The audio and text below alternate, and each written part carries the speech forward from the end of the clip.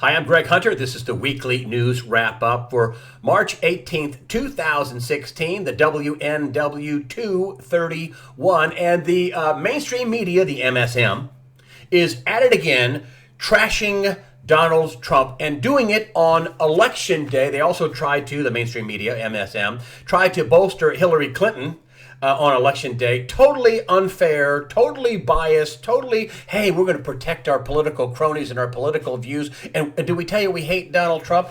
No news organization, I should say, so-called news organization was worse on the second Super Tuesday of the 2016 election cycle than, USA Today. This is on the front page. This is the morning of Super Tuesday, where they had these big states, Florida and Ohio and Missouri, Illinois. Hey, first-time voter for Hillary. First, not a word in here about Hillary's under investigation, a federal investigation for her private server, illegal, unprotected private server, or how she handled documents that she's under investigation, or how, her guy that installed this private server got immunity from prosecution from the Justice Department. I tried to go on usatoday.com. I found that for a little while, and then poof, that story was gone. Not a word about that. But let me tell you what they went on to do. Here we go. Down below vote for Hillary. First-time Hillary voter. This is on the Tuesday, March 15th. Trump turning off millennials. Positive view, positive imaging for Hillary, negative headline and negative imaging for Donald Trump. And then, listen, it gets worse, folks. They went to Rock the Vote. Rock the Vote, a progressive organization that wants to register young people to register as Democrats to vote against Republicans. Rock the Vote. They say they're not affiliated with any party. They're not partisan. They couldn't be any farther from the truth. You went to Rock the Vote so you could concoct a poll on a major Tuesday saying how millennials in blue will vote for Hillary, and in red they won't vote for Donald Trump. This is Rock. This is the vote. This is the poll right under this bogus headline. Here's Hillary. Here's the headline. Here's our Rock the Vote USA Today poll. They not Pew or Gallup or some bona fide polling. Rock the Vote, an ultra lefty liberal. They say they're nonpartisan. That couldn't be any farther from the truth. They supported the Unaffordable Health Care Act, among other and many other ultra left wing liberal, progressive / socialist / communist stuff. And that's who they went. They put together that poll. They tried to do it on the Tuesday of the election. Are you getting how unfair and biased this is? I mean, if you want to be a journalist and call yourselves a news organization, you have to be fair. You cannot have any taint. You can't look like you're partial. You have to call it down the middle. Do you think this is impartial? Do you think this is impartial? I called all over USA Today because I knew I was going to do this and say that these guys are protecting their criminal crony political class, that they were protecting their political views, that they ceased being a news organization, that when you do things like this on an election day is thought shaping and telling people how to vote and vote for the people we like and don't vote for the people we don't like, and we're partisan. They're no longer a news organization. You're just a political spin job. I called the guy that heads up USA Today, John Zidich. I called his office. I left messages for his number 2. I called other people in editorial and other people at USA Today. Couldn't get a single person to call me back. If I was a shareholder of Gannett, I would fire John Zidich. I would fire him. You're ruining the franchise. You're committing a giant fraud by saying you're a news organization when indeed, when you do this, you are not a news organization. They are willing to kill their own franchise, their own journalism business to propel and to cover and to push forward their political cronies. Oh, it gets better than that.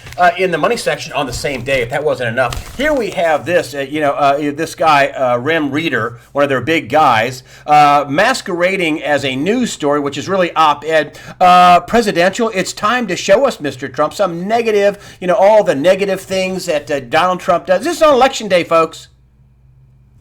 Time to show us, Mr. Trump. And, they weren't alone. I hear other people have done, Yellow Dog, non-journalism, journalism. This is my local page. This is the AP. Trump, support me or expect riots. Really? That not exactly how he said that. Support me or expect riots. I just one negative thing after another, and then we're talking about this brokered convention, where the criminal crony class, that's what I call them, will steal the nomination from Donald Trump and usurp the will of the people. The big Republicans, some of them say, well, why do we even need voters? Why do we? Voters don't matter. And do you think for 1 minute that Donald Trump is going to not be voted for by unions? And he's saying, we're going to bring your jobs back. They're going to vote for Hillary Clinton, who's telling unionized coal workers, I'm going to kill your jobs. Oh, we'll give you a good package. I'm going to kill your dirty coal jobs. Do you think people at the UAW are going to vote for Hillary Clinton when she's part of this criminal cabal? And keep this in mind, folks, the Trans-Pacific Partnership, that's the secret trade deal I've harped on more than once. The TPP, the Trans-Pacific Partnership, it's secret. It'll be classified for 5 years. We the people can't see it, but we the cronies wrote it and they can see it.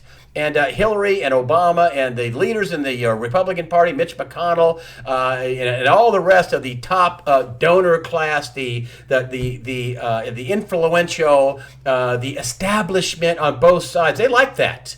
That's so we can keep sucking the blood out of America. This is why Bernie Sanders is doing well. This is why Donald Trump is doing well. The unions, and I'll tell you another thing. The Democrats are just as afraid of Donald Trump as the establishment, the criminal crony class. Start calling them what they are, folks. They're not the establishment, the donors. They're the criminals in our society. They get free money. They can break all the laws they want. If they do get caught, slapped on the wrist, the institution takes the hit and the shareholders pay the fines. Nobody has gone to jail. Wow, what a deal. And just to be fair, the next day after the election, of course, they kind of had to do this, USA Today did put a flattering picture and a flattering headline for Donald Trump. Donald Trump takes all in Florida. Well, I guess they had to, but hey, the damage is done. This is the day after the election. So they have to put on, I guess, the air that they are, objective and unbiased, which couldn't be any farther from the truth. You put together stuff like that on election day, first time voter for Hillary, Trump's bad. Hillary's good, Trump's bad. Listen, the people at USA Today are either stupid or they're corrupt, and I don't think they're stupid. Russia is pulling some troops out of Syria, and many are hopeful that this is going to help turbocharge this ongoing peace process going on. I'm not so sure. They're saying that this is going to put pressure on Assad to cut a peace deal. Well, it's not up just to Assad. I mean, let's talk about Russia. I think this is a cost-cutting measure for Russia. It's reportedly costing them $3 million a day to carry on the things they're doing, and they're removing some of their troops there, which they say, if need be, they can bring them back. But, Russia came to the rescue of Assad because, the Free Syrian Army and the ISIS and Al-Qaeda were about ready to take him down.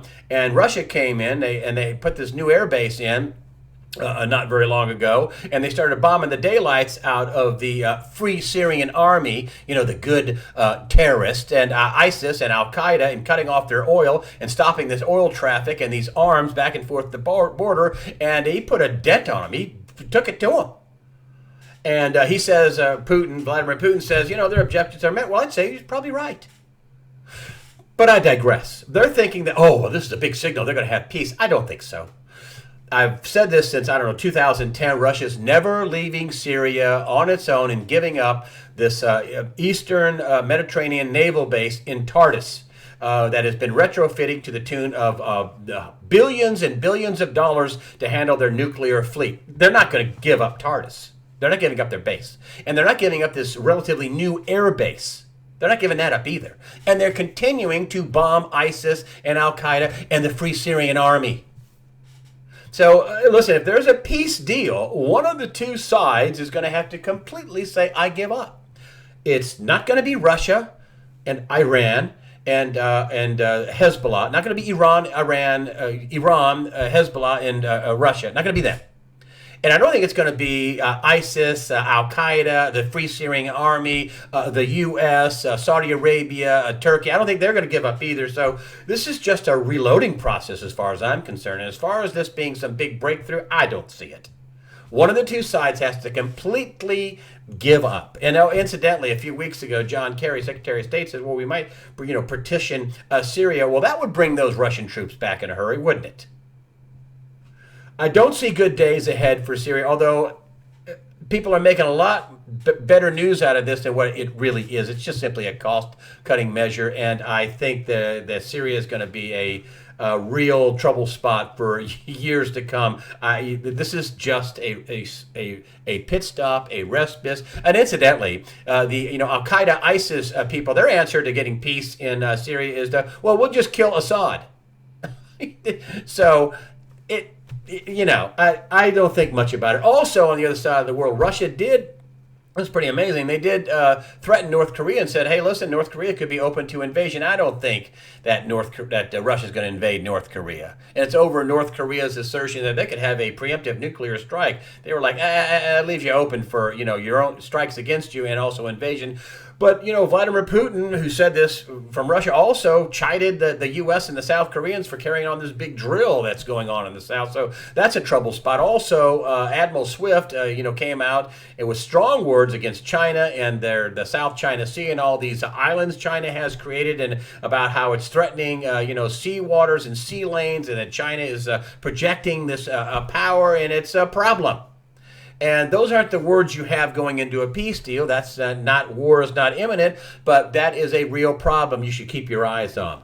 The Federal Reserve came out this week, and surprise, surprise, they're not raising rates. What have I been telling you about the economy? Chart after chart, headline after headline. The Baltic Dry Index crashing somewhere in the neighborhood of 300 from 12,000. And then you have Janet Yellen saying, well, globally, the economy is basically not very good. Yeah, you think? And the headline, the Fed holds a fast on rates. Of course they do. You saw what happened when they raised in December. You had the worst January in the history of the stock market because the Federal Reserve raised rates 0.25%. And I don't think Janet Yellen, in an election year, and she is appointed by President Obama, she's a big Democrat, I don't think Janet Yellen was, had an appetite to raise interest rates. Then they had said last in December, we're going to try to raise rates four times, on the dot plot, 4 different. No. Then they say, well, 2 times. Well, how about no times? How about the next thing they do is cut interest rates? That's what Peter Schiff says. That's also what Rob Kirby says. He'll be the guest on an early Sunday release. He thinks, they're going to do QE, bond buying. The next big move by the Fed, he thinks, is going to be, some real loosening, a rate cut, that they take that 1/4 point back. Things are going to get bad. Now, things are going to get bad. Now, the stock market has gone up some. It has gone up some. But, Gregory Mannarino, TradersChoice.net, says, yeah, it's gone up for now. But he thinks that it's going to top off soon and gold will go to the moon. And incidentally, Mannarino said that at the end of last year, sometime in December, maybe it was November, sometime in the last quarter of the year, I think it was in December. He said, hey, listen, 2016 is going to be the year for gold. And how's gold been doing? Up a few $100s, up about 20% since the beginning of the year? Gold's been going up. Mannarino told me on the phone, we talk every other day, and he says, listen, all the central banks really are doing is just financing bankrupt governments. I'm like, I'm going to write that down. That's really all they're doing is financing bankrupt governments. Now, I want to take a look here. This is from the Federal Reserve, and this shows you money velocity. And can you I'm just showing you what see this right here, money velocity going down, down, down, down. That means money moving through the system. It means less money is moving through the system. Like the Baltic Dry Index is down. It looks just about like this, going down. The money supply moving through the system. This idea that we have this great economy. Some people, skilled people, engineers, skilled labor, they're working, getting jobs. But most of the new jobs, you hear about great new jobs, and 90% of them are part-time jobs. You can't buy a brand new big car. You can't buy some, fat house. You can't do, they're $9, $10, $12 an hour jobs. Oh, but you got Obamacare. And I want to kind of close with, and I want to show you about, we're talking about the economy, and it's a lot of times I not close, but close this segment, the economic segment. And here's a chart, and this chart is Deutsche Bank. This is the biggest bank in Germany, Deutsche Bank. And let me tell you, if you look, over here, this is where it was before. This is 2008, 2009, and then it came back up, and then it's around here, $70, $80 a share. This is $140 a share, 120, 130, $140 a share. That's what this is. And then then it crashes, and then we had all the QE, and then it came up to 70, 60, 70, $80 a share. And here's where it is today, all the way over here. Bing, $19. Deutsche Bank. If this isn't a Lehman Brothers pattern, I don't know what is. And then out comes news from Deutsche Bank that, we're not going to earn any money. Oh, you mean you're going to come up with, a wash, a break even, or you're going to lose money? And the stock was down 6% at one point, at one shot. 6% down. We're down to $19 a share. A few years ago it was 60, 70, $80 a share. And now it's down to 20. In October it was 35, 40, and now it's down to 19. I mean, the stock got cut in half. This is bad, folks. This is not good. This is not any kind of, and this is a bank they're not saying, well, our stock's down, but we're still earning money. No. This is the stock going down in a bank with $70 trillion in derivatives. And let me give you some size perspective for that. One bank, $70 trillion in derivatives leverage. The economy of Germany, $3.8 trillion. What is that? Nearly 20 times the GDP of Germany. One bank. What could go wrong? And this is the pattern that Lehman Brothers had. And listen, Lehman is a tiny bank compared to Deutsche Bank. Tiny. Deutsche Bank is orders of magnitude bigger than Lehman Brothers. And we're about someday, somebody's going to zig when somebody needed to zag, and boom, the daisy chain of default and derivatives. And some of the banks, like JP Morgan, are trying to get rid of them, but they still have 50, 53, 54 trillion in derivatives. They used to have 70-something. Now they have 50-something trillion. That's still a lot. I mean, that could take years to vent off. And I don't think we have years. At least that's what Rob Kirby says. We don't have years. Let me end with that it's going to happen this year, that the big crash is going to happen this year. That's what Rob Kirby says. He'll be the early Sunday release. I'm plugging it again. The early Sunday release this coming Sunday. Some good news. I'm going to end with some good news. I've been very worried about California. That's part of the United States. I love the United States. I love California. They've been going on a 5-year drought. Thank goodness. They've gotten some rain, about 4 or 5 days. I didn't get them out of the woods. I mean, that they've gotten some. Dane Wigington says, California's down in some places 250, 260 inches. But they have gotten rain. They have some pretty significant snowpack. If you take a look at the drought monitor, it looks a little better, but it's not completely out of the woods yet.